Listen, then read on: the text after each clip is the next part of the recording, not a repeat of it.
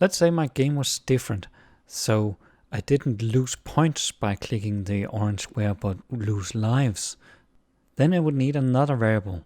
So I'm calling lives, and I'm just going to start out with 6 lives.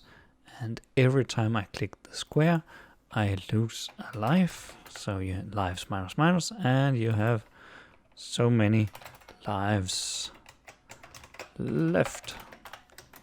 And that means I have 5. I'm just going to write 5 lives left. 5 lives left, 4 lives, 3, 2, 1, 0. And then of course it just goes on beyond because we haven't any check for game over yet. But I would like these lives to be shown as a number of hearts on the screen here. And as the very first thing, I do what I always do. I start building the HTML. So in the HTML, I would have my energy board, I think we can call it. Div ID energy board. And inside that, I would have my hearts. And I would have 6 of them. ID, and I'm just going to call it heart 1. And usually I would have an image or something like that. I don't need a separate sprite animation for it, but I would like to have an image. I don't have images right now, so I'm just going to find a Unicode heart symbol. And there's one here. So I copy that, and that would be my heart. Heart underscore 1 is going to be called. And it looks sad and black in brackets, but on the screen it's nice and red. So I'm going to copy that to heart 2, 3, 4, and 5. 2, 3, 4, and 5. And remember, even though we use absolute positioning a lot in games, we can also use Flexbox and all our other old friends.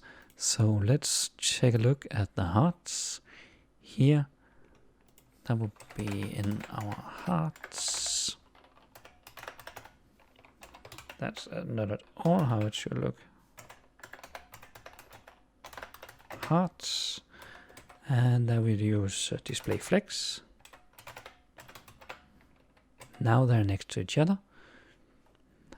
So how do I make one disappear every time I've clicked? And maybe I don't want it to disappear. I just want it to be like grayed out. And I can try to add it to one of them, say heart number 5. And I could give that a filter of grayscale 100%. That gives me a dark black heart. I could also give it a bit of a brightness, brighter 150. So this is how a dead heart looks. We don't want to put these directly on the ID of the heart, but instead create a class that says maybe this is a dead heart. No, a broken heart. That would be the right word. So we have a broken heart, and it doesn't really, you don't have to use this kind of filtering. You can also use different images where you have one class for, say, the active heart, and that would have one background image, and then the broken heart would have a different. And then in the game, once we lose a life, we would set each heart here, give it the class of broken heart. So now heart 5, see, is broken. Heart 4 will be the next one. Broken heart.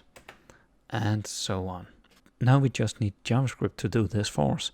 And we already know how to set a class. So let's start with that. Here, when we lose a life, we say minus minus, and then we curious select.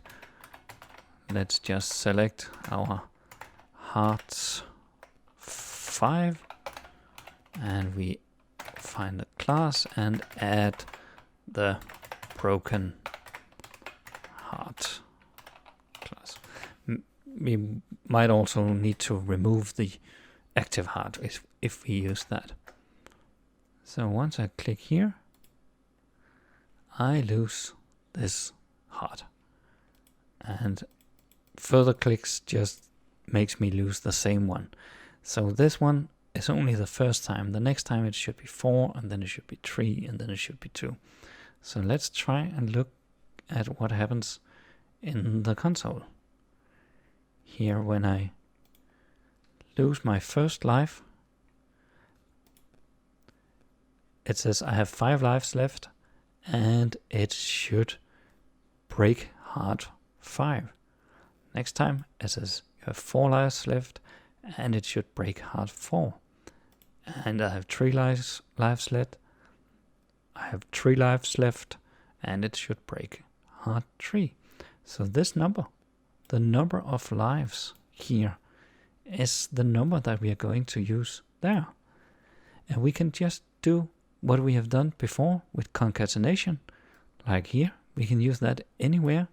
So we don't want the number 5, so get rid of that.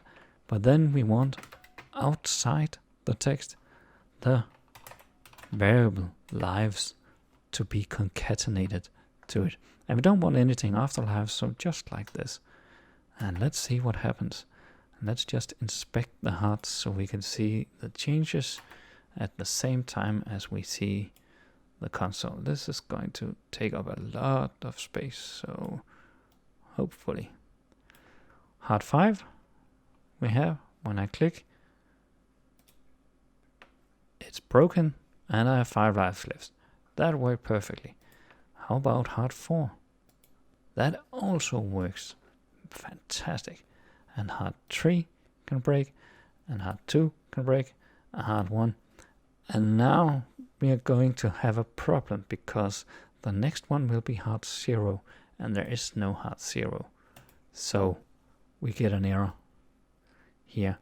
Cannot read property class list of null, because suddenly our query selector no longer works. That is a problem for later. Right now we're just happy that we can lose lives and show it as broken hearts.